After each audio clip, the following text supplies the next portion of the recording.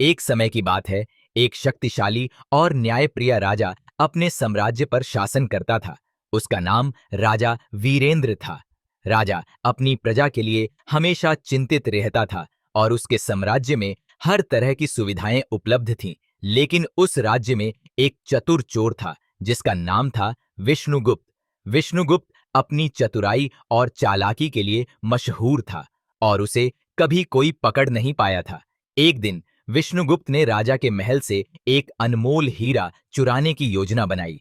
उसने एक व्यापारी का रूप धारण किया और महल के पास अपने सामान का दिखावा करते हुए अपना दुकान लगाया। व्यापारी के रूप में उसने महल के सेनापतियों और सेवकों को मिठाइयां दी और उनका विश्वास जीता। उसने यह भी जान लिया कि हीरा कहाँ रखा गया है। रात को विष्णुगुप्त चुपके से महल के अंदर घुसा। उसने पहरेदारों को बेहोश कर दिया और बिना किसी शोर के हीरा चुराकर भाग गया। अगले दिन जब राजा को इस बात का पता चला तो वो क्रोधित हो गए और तुरंत अपने ज्ञानी मंत्री को बुलाया।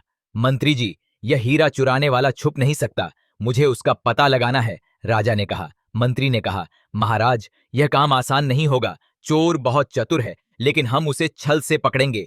राजा ने अपने राज्य में एक घोषणा करवाई कि जो भी हीरा वापस करेगा उसे इनाम दिया जाएगा और उसके सारे पाप माफ कर दिए जाएंगे। विष्णुगुप्त इस घोषणा को सुनकर हंस पड़ा।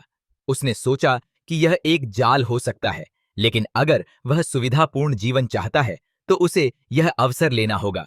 एक रात विष्णुगुप्त एक साधु के रूप में राजा के समक्ष आया। उसने हीरा वापस कर दिया और कहा, महाराज, यह हीरा मुझे जंगल में पड़ा मिला था। मैंने सोचा कि यह आपका हो सकता है। राजा विष्णुगुप्त की बात सुनकर मुस्कुराए। उन्होंने कहा, साधु महोदय, आप इस राज्य के रक्षक हैं। क्या आप हमें यह बताने में मदद करेंगे कि यह किसने चुराया हो सकता है? विष्णुगुप्त ने अपनी पहचान छुपाते हुए कहा, महाराज, मैं सिर्फ एक यात्री हूं। मैंने किसी चोर को नहीं देखा। राजा ने तुरंत अपने गुप्तचर को संकेत दिया। गुप्तचर ने विष्णुगुप्त का पीछा किया और पता लगाया कि वह चोर ही है, लेकिन राजा ने अभी भी उसे पकड़ने का आदेश नहीं दिया। राजा ने विष्णुगुप्त को एक बड़ा भोज में आमंत्रित किया। विष्णुगुप्त ने सोचा कि वह अब सुरक्षित है और उसने निमंत्रण स्वीकार कर लिया। भोज के दौरान राजा ने कहा, हमारा राज्य इतना सुरक्षित है कि यहाँ कोई चोर नहीं टिक सकता। क्या आप ऐसा मानते हैं, साधु महोदय? विष्णुगुप्त ने हंसते हुए कहा, महाराज, आपकी सेना और कानून बहुत मजबूत हैं, लेकिन यदि कोई चोर बहुत चतुर हो तो उसे पकड़ना आसान नहीं। राजा ने मुस्कुराते हुए जवाब दिया, आप सही कहते हैं, लेकिन एक चोर को हमेशा एक निशान छोड़ना पड़ता है। यह सुनकर विष्णुगुप्त थोड़ा असहज हो गया। उसने समझा कि राजा को उस पर शक है। रात को राजा ने विष्णुगुप्त के ठिकाने पर एक जाल बिछाया। जब विष्णुगुप्त अपने असली रूप में चोरी की योजना बना रहा था, तब राजा के सैनिकों ने उसे पकड़ लिया। विष्णुगुप्त ने अपनी हार मान ली और कहा, महाराज, मैं चोर हूं, लेकिन मैंने जो किया वह सिर्फ अपनी चतुराई दिखाने के लिए किया।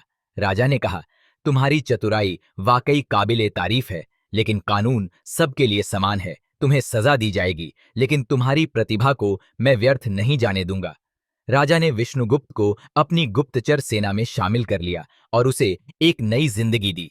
विष्णुगुप्त ने वादा किया कि वह अब अपनी चालाकी का उपयोग सिर्फ राज्य के हित में करेगा। इस प्रकार चतुर चोर का अंत हुआ और वह राज्य का एक वफादार सेवक बन गया।